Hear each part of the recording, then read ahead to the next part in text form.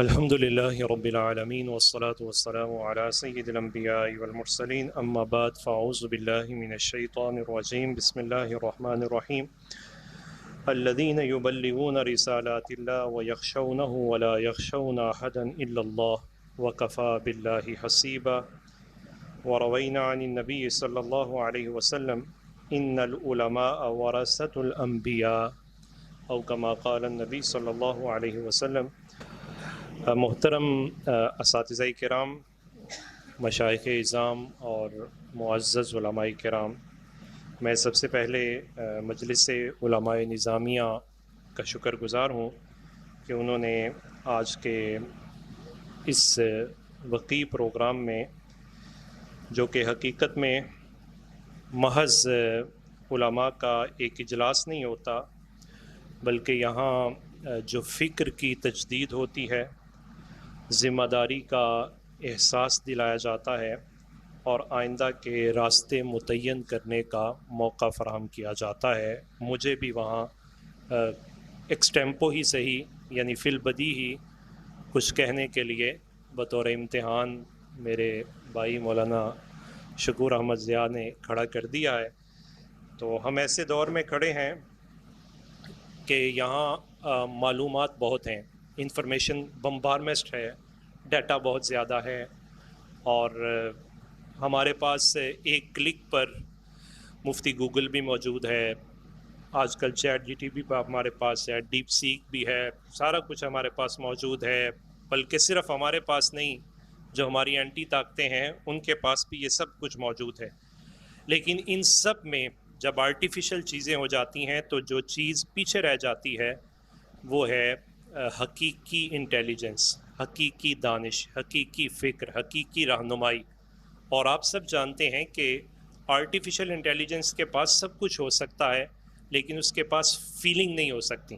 ویسے میں آپ کے ساتھ بات کر رہا ہوں تو جب میں آپ کے ساتھ بات کروں گا تو میرے صرف لفظ نہیں ہوں گے، ان اساتذہ کی برکت سے یا اس مجلس کی برکت سے ان لفظ کے اندر ایموشنل انویسٹمنٹ ہوگی، یعنی وہ ایک کیفیت ہوگی جو آپ کی طرف منتقل ہوگی۔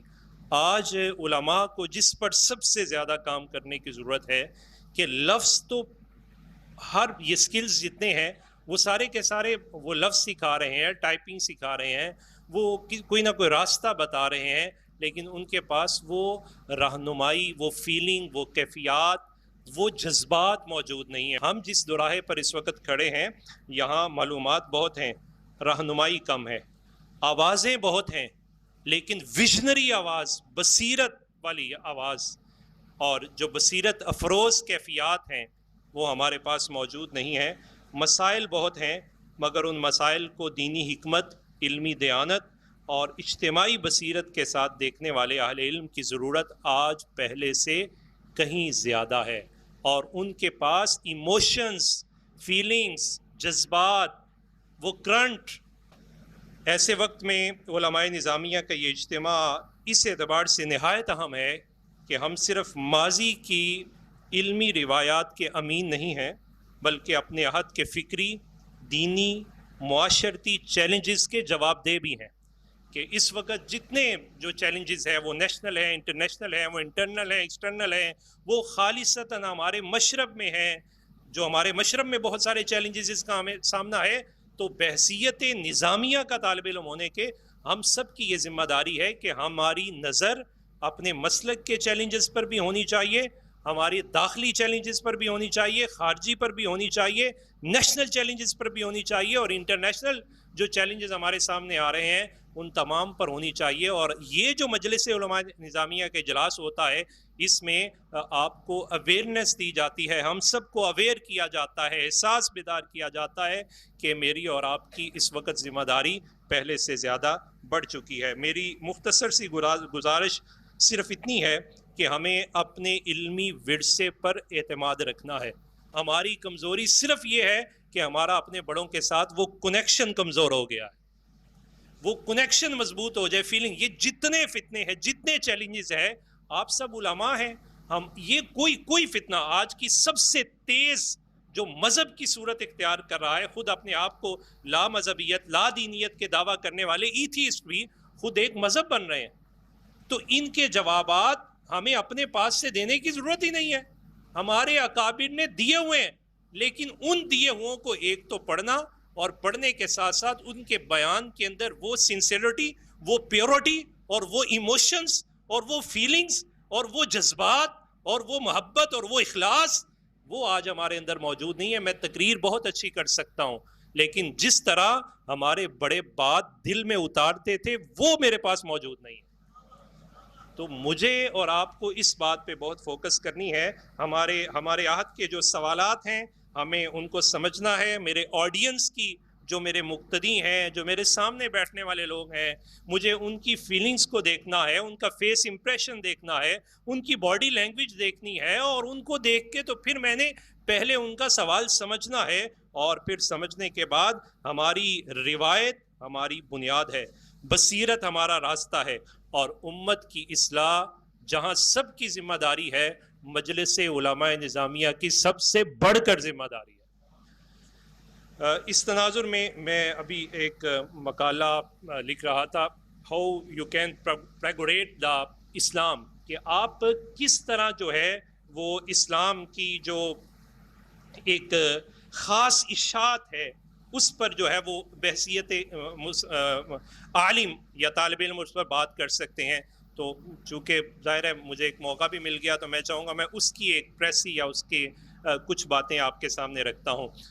قرآن مجید فرقان حمید میں، اور جو حدیث پاک میں نے پڑھی، قرآن پاک کی آیہ مبارکہ پڑھی، اوورآل بھی قرآن و سنہ کا اگر ہم نچوڑ لیں، انبیاء کی تعلیمات کا اگر ہم جائزہ لیں، تو انبیاء کی جو تعلیمات ہیں ان کا فوکس ضرور ہے۔ ایسا نہیں ہے کہ انبیاء کی تعلیم ہو یا ان کی تبلیغ ہو وہ ڈی ٹریک ہو جائے، ڈی ڈائریکشن ہو جائے، ایسا نہیں ہوا۔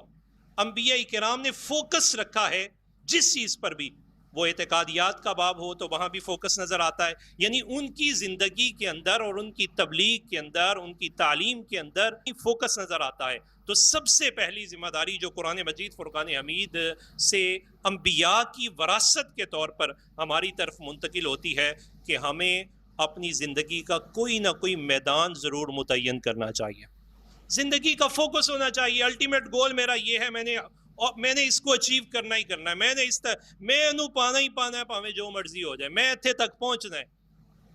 تو اس کے لیے آپ دیکھیں کہ یہ جتنے لوگ ہیں، آج سوشل میڈیا کی پوری جنگ لگی ہوئی ہے، لوگ کہتے ہیں میں نے بس مشہور ہونا ہے، تو بدنام ہوں گے تو کیا نام نہ ہوگا؟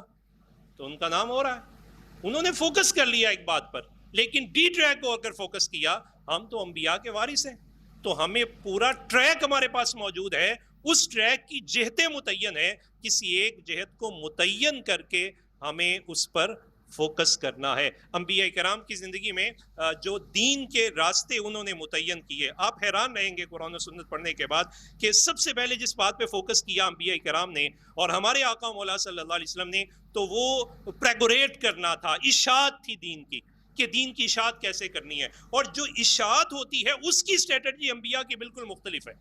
کہ آپ انبیاء کرام نبی پاک صلی اللہ علیہ وسلم کی ذات مبارک تک دیکھیے کہ اعلان نبوت کے بعد اسٹریٹجی کیا ہے، کہ مصطفیٰ کریم علیہ السلام دار ارقم میں ہے، اور دار ارقم میں لوگوں کو مینٹلی پریپیئر کیا جا رہا ہے کہ نیکسٹ جو معاملات آ رہے ہیں تم فزیکلی اتنے مضبوط ہو جاؤ کہ اگر تمہارے سامنے کوئی معاملہ آتا ہے تو تمہارے اندر اس کو برداشت کرنے کی، بیئر کرنے کی، تم ٹالوریٹ کر سکو اسے۔ تو دار ارقم میں یہی کیا گیا کہ نبی پاک صلی اللہ علیہ وسلم نے خود روکا کہ جو کچھ بھی ہوگا ابھی فیس کرنا ہے، ابھی رکنا ہے، ابھی مینٹلی پریپیئر ہو، ابھی اظہار کا موقع نہیں آیا۔ یہی وجہ تھا کہ صحابہ کرام پوری طرح تیار ہو چکے تھے، تو تیاری کے بعد پہلا امتحان شیب ابی طالب میں آیا، لیکن کیا کسی نے کسی زبان سے شکوہ سنا؟ کیوں؟ چونکہ مینٹلی پریپیئر ہو چکے تھے۔ یہ ہے اشاعت کا پہلا مرحلہ، کہ اپنے آپ کے اندر وہ کیپیسٹی پیدا کرنا کہ یار ہضمتے کرو کوئی شے، مطلب اپنے آپ کو مضبوط کرنا۔ اور پھر جب نکلنے کی باری آئی، اشاعت کے بعد اگلا مرحلہ دوسرا آتا ہے ابلاغ دین کا۔ ہم ممبر پر کھڑے ہوتے ہیں اور ہمارا خیال یہ ہوتا ہے کہ سب لوگ جو ہیں وہ میری واہ واہ کرنے والے ہیں اور کوئی میری پر تنقید نہیں کرے گا، لیکن جب تنقید ہوتی ہے چونکہ ذہنی طور پر تیار نہیں ہوتے، تو ہم جناب وہیں پنجابی سے کہتے ہیں ٹھیری ٹا بہنے ہیں۔ مفتی صاحب قبلہ کا تذکرہ گفتگو میں نہ ہو تو جذباتیت کو بھی چاشنی نہیں ملتی ہے۔ تو مفتی صاحب قبلہ کے پاس وہ ایک مولانا تشریف لے آئے تو کہا استاد جی وہ جیری تسی مسجد سے مینوں بھیجیا نا میں اتنے نہیں جانا۔ آپ نے فرمایا کیوں نہیں جانا؟ فرمایا وہ بابا جو ہے نا وہ بہت تنگ کرتا ہے۔ تو فرمایا اگلی مسیتیں 2 ہونے نہیں۔ تو بابا وہ اس کے لیے مینٹلی پریپیئرڈ۔ نبی پاک صلی اللہ علیہ وسلم انبیاء کی پوری کیفیات دیکھیے کہ جب آپ کسی چیز کا ابلاغ، اشاعت میں اسٹریٹجی مختلف ہے، ابلاغ میں اسٹریٹجی تھوڑی سی مختلف ہے۔ اب وہاں اسٹریٹجی کیا ہے؟ جب ابلاغ کی تو شیب ابی طالب سے نکلتے ہیں تو جس کو تیار کیا ہے تو وہ بھی اپنے خاندان کا فرد ہے۔ جناب جعفر رضی اللہ تعالیٰ عنہ حبشہ کی طرف گئے، 7 زوجہ گئیں، تو دونوں کی کیفیات دیکھیں کہ وہاں جا کے سامنا کرنا پڑا لیکن پائے استقلال میں لغزش نہیں آئی ہے۔ تو یہ بھائی آپ جب دفاع دین، دوسرا مرحلہ یہ ہے اشاعت دین، ابلاغ دین کے ساتھ دفاع دین، ڈیفینڈنگ پوزیشن پہ آنا۔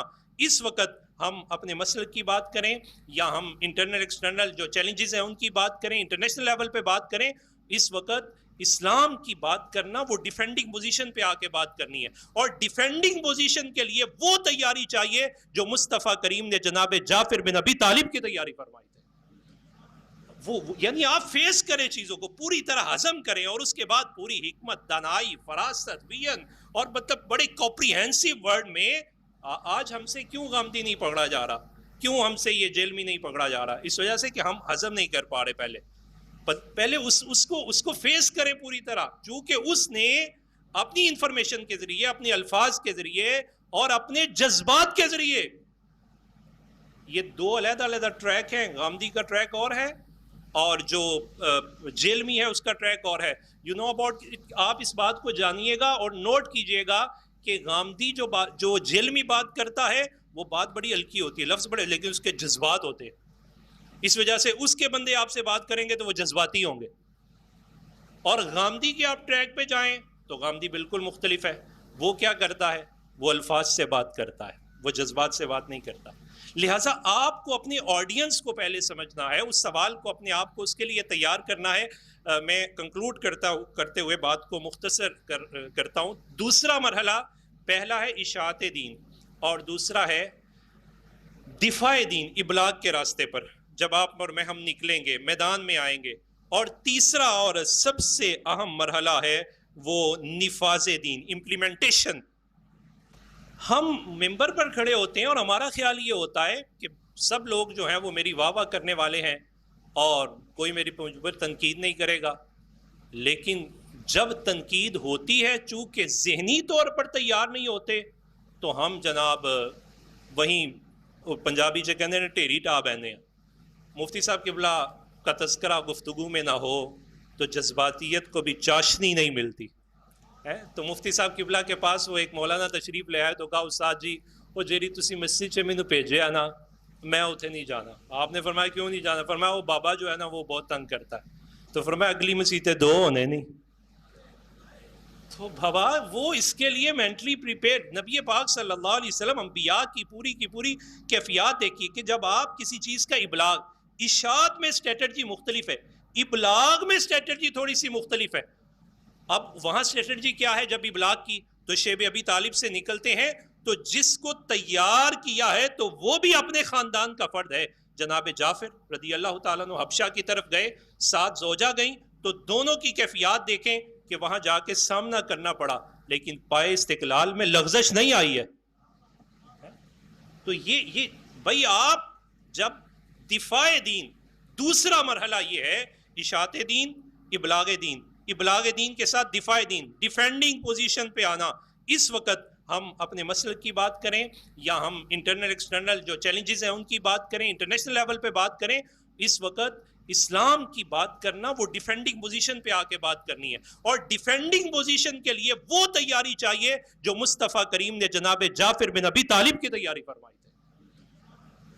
یعنی آپ فیس کریں چیزوں کو، پوری طرح ہضم کریں، اور اس کے بعد پوری حکمت، دانائی، فراست، وین، اور مطلب بڑے کمپریہنسو ورڈ میں آج ہم سے کیوں غامدی نہیں پکڑا جا رہا، کیوں ہم سے یہ جیل میں نہیں پکڑا جا رہا؟ اس وجہ سے کہ ہم ہضم نہیں کر پا رہے۔ پہلے اس کو فیس کریں پوری طرح، چونکہ اس نے اپنی انفارمیشن کے ذریعے، اپنے الفاظ کے ذریعے اور اپنے جذبات کے ذریعے. یہ دو علیحدہ علیحدہ ٹریک ہیں. غامدی کا ٹریک اور ہے اور جو جیلمی ہے اس کا ٹریک اور ہے. یو نو اباؤٹ، آپ اس بات کو جانیے گا اور نوٹ کیجئے گا کہ غامدی جو جیلمی بات کرتا ہے وہ بات بڑی ہلکی ہوتی ہے، لفظ بڑے، لیکن اس کے جذبات ہوتے ہیں. اس وجہ سے اس کے بندے آپ سے بات کریں گے تو وہ جذباتی ہوں گے. اور غامدی کے آپ ٹریک پہ جائیں تو غامدی بالکل مختلف ہے. وہ کیا کرتا ہے؟ وہ الفاظ سے بات کرتا ہے، وہ جذبات سے بات نہیں کرتا. لہٰذا آپ کو اپنے آڈینس کو پہلے سمجھنا ہے، اس سوال کو اپنے آپ کو اس کے لیے تیار کرنا ہے. میں کنکلوڈ کرتے ہوئے بات کو مختصر کرتا ہوں. دوسرا مرحلہ، پہلا ہے اشاعت دین اور دوسرا ہے دفاع دین، ابلاغ کے راستے پر جب آپ اور میں ہم نکلیں گے، میدان میں آئیں گے. اور تیسرا اور سب سے اہم مرحلہ ہے وہ نفاذ دین، امپلیمنٹیشن. بحیثیت عالم دین ہماری اس بات پر نظر ہونی چاہیے کہ انبیاء کرام نے جو دعوتی منہج اختیار کیا اس میں اسٹریٹجی کیا تھی، اس کو کس طرح کیٹیگرائز کیا ہے اور کس طرح اس کی درجہ بندی کی ہے اور کس انداز سے انبیاء کرام نے دین کے سلسلہ کو لے کے چلے ہیں. تو اس میں پہلا سلسلہ یہ ہے اشاعت دین کا، اور دوسرا ہے کہ جب آپ دین کی اشاعت سے اگلا مرحلہ ہے ابلاغ کا. جب آپ ابلاغ کریں گے تو آپ کو فیس کرنا پڑے گا، ڈیفینڈ کرنا پڑے گا، ڈیفینسنگ پوزیشن پہ آنا پڑے گا. اور تیسرا مرحلہ ہے امپلیمنٹیشن کا، نفاذ دین کا. ہم کیا کہتے ہیں؟ جو مولانا بات کر رہے تھے میں ان کے ساتھ ایگری کرتا ہوں. اس پہلو پر ہم جاتے ہی یہ سمجھتے ہیں آج جی ہر شے نافذ کر دو اور جذبات کے ذریعے کر دیں. اس کے پیچھے اشاعت نہیں ہوتی اور اس کے پیچھے وہ ابلاغ کا وزن نہیں موجود ہوتا. جب اشاعت کا وزن ہو، ابلاغ کا وزن ہو، بندے پوری طرح تیار ہو جائیں تو بدر میں 313 بھی آ جائے تو دین نافذ ہو جاتا ہے. تو یہ جو بنیادی ہیں باتیں کہ یہ اب ان تین مرحلوں کے لیے جو نیکسٹ اسٹریٹجی تھی نبی پاک صلی اللہ علیہ وسلم نے جو کریکٹر ڈیولپمنٹ کی ہے اور رسول اللہ صلی اللہ علیہ وسلم نے جو بندوں کو مینٹلی پریپیئر کیا ہے اور اس کے اندر جو نبی پاک صلی اللہ علیہ وسلم نے جو پوٹینشل تھی، جو ان کے اندر اللہ تعالیٰ نے خفیہ صلاحیتیں رکھی ہوئی تھی، رسول اللہ صلی اللہ علیہ وسلم جو ان کو پالش کیا ہے نا، اب وہ بھی کیفیات آپ سیرت کے باب پڑھیے. اس دفعہ آپ یہ موضوع اگر رکھیں پورا ربیع الاول شریف تو آپ حیران رہیں گے کہ مصطفیٰ کریم علیہ الصلوۃ والسلام نے اشاعت کی ذمہ داری کے لیے اور دین کے دفاع کی ذمہ داری کے لیے اور نفاذ کی ذمہ داری کے لیے بندے علیحدہ علیحدہ ہی تیار فرمائے ہیں. اور اس کے لیے جو بندے تیار کیے ذرا دیکھیں وہ کس کس نہج میں تیار کیے. سب سے پہلے رسول اللہ صلی اللہ علیہ وسلم نے مقررین تیار کیے، واعظین تیار کیے، مصلحین تیار کیے، اور ایسے مصلحین کہ جو بات زبان سے نہیں، حلق سے نہیں، دل سے کرتے تھے. اسی وجہ سے وہ باتیں دل میں اترتی تھیں. اور مبلغ اول، مقرر اول، مصلح اول اور واعظ اول وہ جناب صدیق اکبر رضی اللہ تعالیٰ عنہ ہے.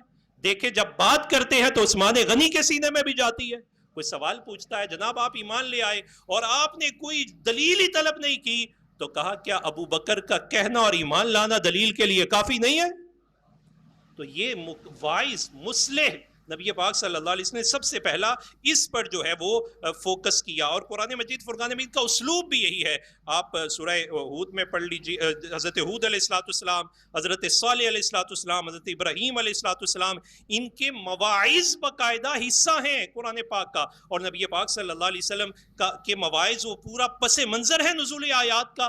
سیرت میں خطبات رسول صلی اللہ علیہ وسلم پورے کے پورے ابتدائی جو ہیں وہ بڑے ہوئے ہیں.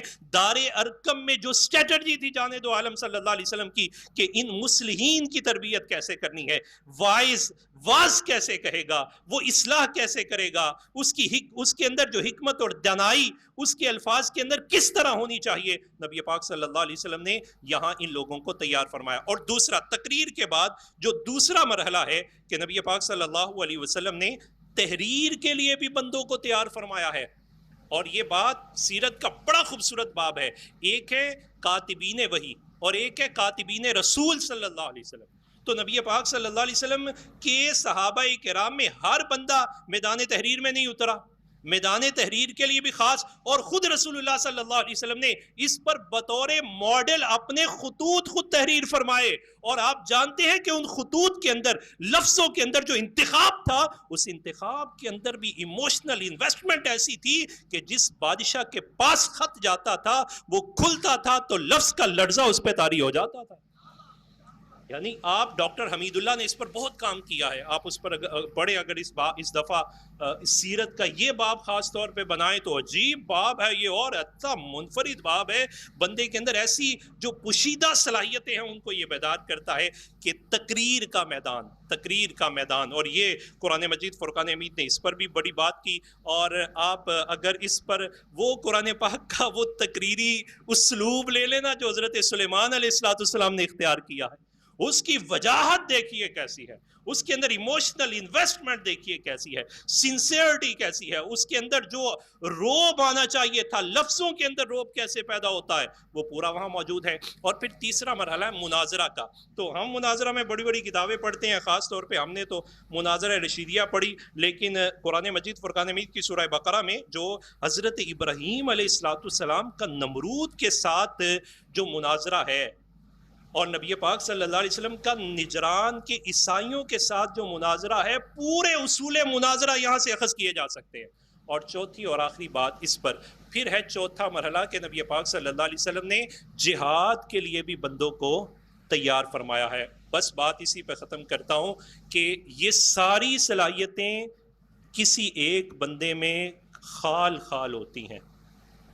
آپ کو اور مجھے شکر ادا کرنا چاہیے، جن کی وراثت کے ہم امین ہیں نا، اللہ تعالیٰ نے اس کو یہ چاروں صلاحیتیں عطا کی تھی، اور اس کا نام ہے امام محمد رضا خان فاضل بریلوی۔